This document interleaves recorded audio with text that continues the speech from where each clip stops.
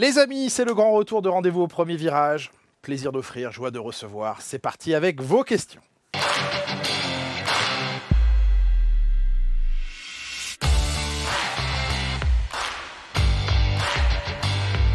On va pas se mentir, Vince, c'est vrai qu'on est inquiet pour le Grand Prix de Belgique. On l'était déjà pour le Grand Prix de France et malheureusement, vous l'avez constaté et vu, la nouvelle est tombée. Il n'y aura pas de Grand Prix de France l'année prochaine au calendrier de la F1. Ça ne veut pas dire pour autant que l'histoire du Grand Prix de France s'arrête là, mais en tout cas, c'est une parenthèse, c'est une pause qu'on ne souhaitait pas. Et le Grand Prix de Belgique se trouve un petit peu dans cette situation. Pourtant, ici à Spa-Francorchamps, il y a beaucoup de travaux qui ont été effectués sur le circuit à coût de millions d'euros. Il y a une volonté de rendre cet événement plus attractif, un peu plus Super Bowl, c'est comme ça que le souhaitent les propriétaires de la Formule 1, mais ça ne garantit pas la place au calendrier de ce Grand Prix de Belgique. Les Grands Prix historiques sont un petit peu dans le dur en ce moment face à de nouveaux Grands Prix qui ont des moyens financiers beaucoup plus importants, donc qui payent plus cher pour accueillir la Formule 1. Ça complique la situation de ces circuits et de ces Grands Prix historiques. Est-ce que l'alternance sera une solution viable, valable? C'est à l'étude. Un Grand Prix comme celui de France aimerait pouvoir une année sur deux accueillir un événement, une course de Formule 1 en alternance avec un autre Grand Prix. Pourquoi pas celui de Belgique? On est dans un univers assez francophone, même si c'est un calendrier international. Peut-être la solution de l'alternance viendra aider ces Grands Prix historiques.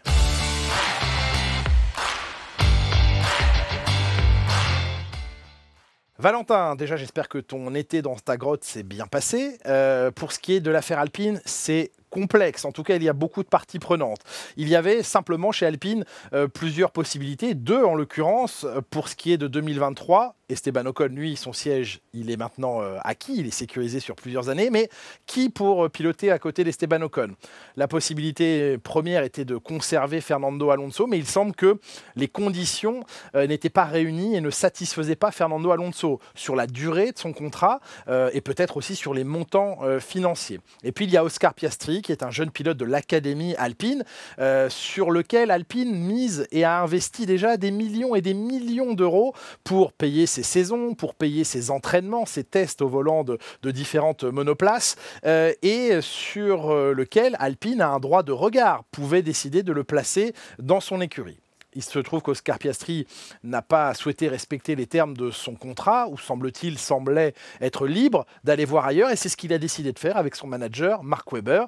Ils ont décidé de ne pas signer chez Alpine l'année prochaine, et ce n'est pas encore officiel, mais on commence à bien comprendre ce qui va se passer. Il devrait, somme toute logique, signer chez McLaren, puisque Daniel Ricciardo s'en va. Il se trouve donc une double situation très désagréable pour Alpine, d'un Fernando Alonso ayant eu la possibilité de signer chez Aston Martin, aux conditions qu'il souhaitait, c'est-à-dire un contrat assez long, avec, semble-t-il, un chèque intéressant, et il a donc quitté l'aventure Alpine, il quittera l'aventure Alpine à la fin de l'année. Oscar Piastri, lui, va donc signer ailleurs, probablement chez McLaren, et il se trouve que Alpine doit maintenant trouver un pilote pour ce deuxième baquet aux côtés d'Esteban Ocon. Ils ont maintenant du temps, plusieurs noms émergent, celui de Daniel Ricciardo, peut-être, on sait qu'il est maintenant sur le marché, c'est un ancien de la maison, est-ce que Alpine a vraiment envie de revivre une aventure avec lui? Pas sûr. Il y a Mick Schumacher, dont on dit qu'il pourrait quitter l'écurie Haas. Est-ce vraiment le pilote dont l'écurie Alpine a besoin pour essayer d'atteindre les sommets de la pyramide en Formule 1? Pas sûr non plus. Et puis il y a d'autres noms qui émergent ça et là, notamment celui de Nick De Vries, qui est un pilote sur le marché, qui est associé pour l'instant au clan Mercedes. Mais pourquoi pas? En tout cas, Alpine va devoir, dans les prochaines semaines, les prochains mois, trouver un remplaçant à Fernando Alonso qui s'en va.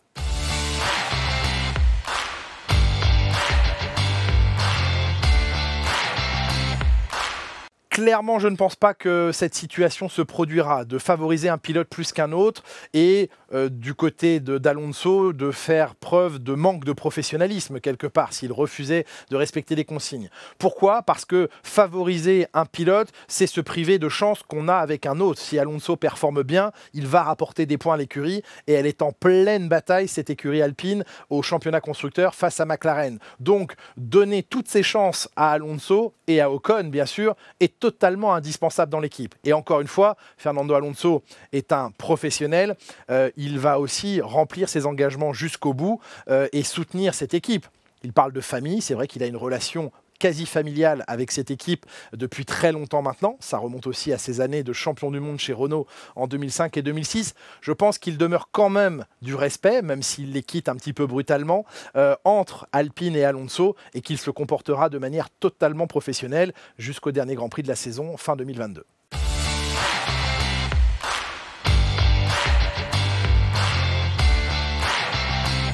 C'est une question que tout le monde se pose. Est-ce que Mercedes, qui semble enfin être sur la voie de la réussite, de la performance, on l'a constaté avec ce nouveau double podium juste avant les vacances en Hongrie, peut-elle devenir une voiture de pointe réellement en cette deuxième partie de championnat? En tout cas, si l'on en écoute et croit les propos de Lewis Hamilton, oui, il y a des chances que Mercedes revienne parce que l'écurie travaille fortement pour régler ses soucis, pour améliorer le comportement de cette voiture. Pour autant, auront-ils la monoplace capable de leur faire rattraper suffisamment de points pour être champion du monde constructeur? Ça me paraît très difficile parce que n'oublions pas que Red Bull et Ferrari notamment ne vont pas non plus se reposer dans cette deuxième partie de saison et que leur voiture va continuer de progresser. Donc oui, Mercedes va mieux, la monoplace est meilleure, plus conduisible, plus proche d'une voiture de course telle que l'aiment Hamilton et George Russell.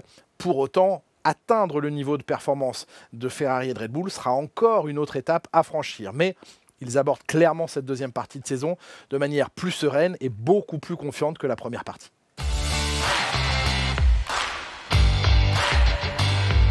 Alors Pierre, il faut, c'est vrai, rappeler que cette trêve estivale est obligatoire, imposée aux écuries, à savoir 2 semaines, 14 jours consécutifs, durant lesquels les écuries sont fermées, les usines sont fermées, on ne peut pas utiliser les ordinateurs, les machines-outils, le simulateur, la soufflerie, tout ça doit être fermé 14 jours consécutivement. Pour autant, la planification des évolutions, elle est mise en place bien avant cette trêve estivale. Donc il y a des nouvelles pièces sur les monoplaces en Belgique qui ont été fabriquées, d'abord étudiées, développées puis fabriquées bien avant la trêve estivale. N'oublions pas que nous allons enchaîner à compter de ce week-end 3 Grands Prix consécutivement, dont 2 à très haute vitesse. Spa-Francorchamps ce week-end et Monza dans 15 jours. Zandvoort entre les deux aux Pays-Bas sera un petit peu plus classique. Mais spécifiquement pour Spa ce week-end et pour Monza dans 15 jours, il faut des packages aérodynamiques à haute vitesse et à faible traînée aérodynamique. Et bien ça, ce sont des plans mis en œuvre bien avant la trêve estivale. Donc oui, des évolutions, vous allez en voir beaucoup sur les voitures, spécifiquement pour ce circuit et pour celui de Monza dans 15 jours.